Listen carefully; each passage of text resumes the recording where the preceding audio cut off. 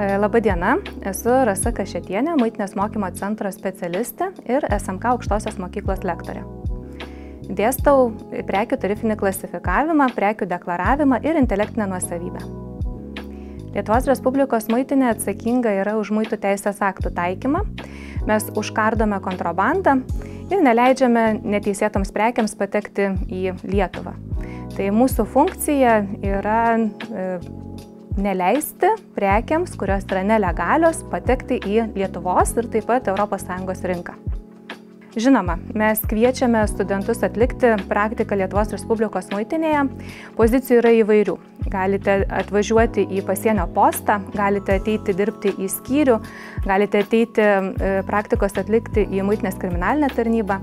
Jeigu studentas domisi IT informacinėmis technologijomis, jis taip pat gali ateiti į muitinės informacinių sistemų centrą. Tai plačios yra labai galimybės ir kiekvienas studentas gali pasirinkti tą praktikos vietą, kuri jam yra priimtiniausia. Iš tikrųjų, ši programa yra unikali tuom, kad studentas gali būti verslininku arba muitininku. Jeigu studentas pabaigia labai siaurą sritį, tai jis gali pasirinkti tik tai vieną sritį, kurioje gali dirbti. Tuo tarpu, pabaigus tarptautinės prekybos ir muitinės logistikos studijas, jis turi galimybę rinktis. Ar jis savo karjerą sies su verslu? Jeigu ten nepavyktų, tuomet gali ateiti į teisėsaugos instituciją, tai yra į muitinę. Tai visada yra gerai turėti alternatyvą.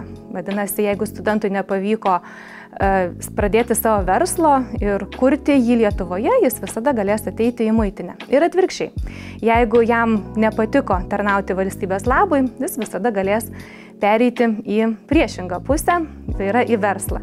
Nors mes sakome, kad verslas ir muitinė yra skirtingose barikadų pusėse, tačiau iš tikrųjų taip nėra, nes tai yra du partneriai, kurie vienas be kito negali egzistuoti.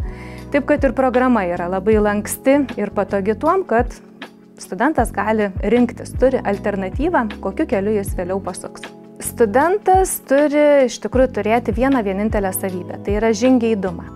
Jeigu studentas noriai domėsis muitinės veikla, jeigu jis norės sužinoti kuo daugiau, tai jis tikrai muitiniai tiks. Svarbiausia, kad muitinė tiktų jam. O iš tikrųjų, kaip ir bendražmogiškos savybės sąžiningumas, lojalumas ir svarbiausia žingeidumas. Tai jeigu tik tai darbas tiks jam, tai jis darbui tikrai tiks taip pat. Domisi studentai, norėtųsi, kad daugiau studentų ateitų atlikti praktiką, nėra taip, kad dideliais būriais ateina, tačiau mes džiaugiamės, kad ateina ir į pasienio postus ateina, ir į muitinės departamentą, į teritorinės muitinės. Mūsų muitinė yra patogi tuom, kad mes turime savo skyrius ir postus tiek Vilniuje, tiek Kaune, tiek Klaipėdoje. SMK aukštoji mokykla taip pat turi tenai savo filialus, vadinasi, net ir Klaipėdos filiale baigęs studentas studijas, jis ras savo vietą Klaipėdos teritorinėje muitinėje. Tai mes tikrai džiaugiamės, kai studentai ateina ir kviečiame išbandyti savo jėgas kaip galima daugiau studentų. Bendradarbiavimas yra labai glaudus. Visų pirma, praktikos galimybės. Antra, muitinės atstovai visada ateina į bakalauro baigiamųjų darbų gynimus ir visada mato potencialius studentus, kurie rašė muitinės veiklos tematiką savo darbus.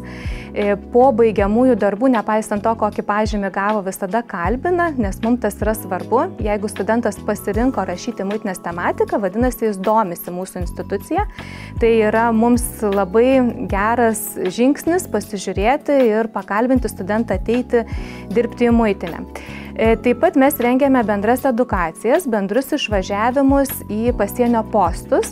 Tai tiesiog surenkame grupę studentų.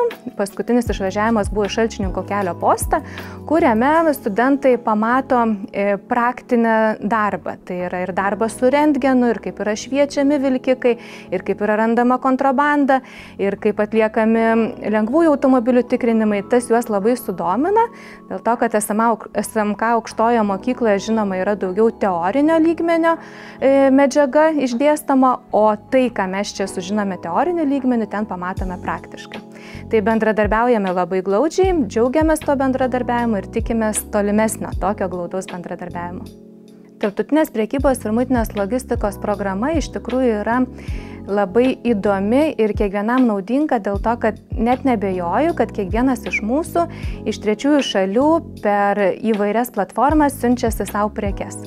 Ir tai yra normalu, legalu, tačiau norint tas prekes gauti, reikia jas deklaruoti. Tai tuomet reikia kreiptis į deklarantus, mokėti pinigus ir tik tada gausite prekes. O štai mes savo paskaitose prekes patys išmokstame klasifikuoti, patys apskaičiuoti mokesčius, patys deklaruoti, patys įvairias užduotis atliekame, netgi nustatome originalias prekes ir atskiriame jas nuo klastočių. Tai labai naudinga kiekvienam žmogui žinoti, ką tu perki, kiek tu turi sumokėti mokesčių ir ar tau apsimoka iš kitos šalies pirkti tam tikras prekes. Tai ne tik studentams, kurie norės dirbti muitinėje ar versle, bet ir eiliniams piliečiams labai naudinga būtų pabuvoti ir pasimokyti šioje programoje, kadangi suteiks daug žinių ir padės neapsigauti ir įsigyti originalią prekę, o ne klastotę. Studentam labai patinka iš tikrųjų paskaitos, kai jie turi galimybę pačiupinėti originalias ir klastotas prekes ir patys net nustatyti pagal tam tikrus požymius, tai kur yra klastotė, o kur originalas. Palinkėčiau nebijoti iššūkių. Jų bus, nes studijų programa nėra lengva, tačiau yra labai įdomi. Tai jei įveiksite patys save, jei tikrai pasiryžę ateiti studijuoti šios programos, tai manau tikrai nenusivilsite.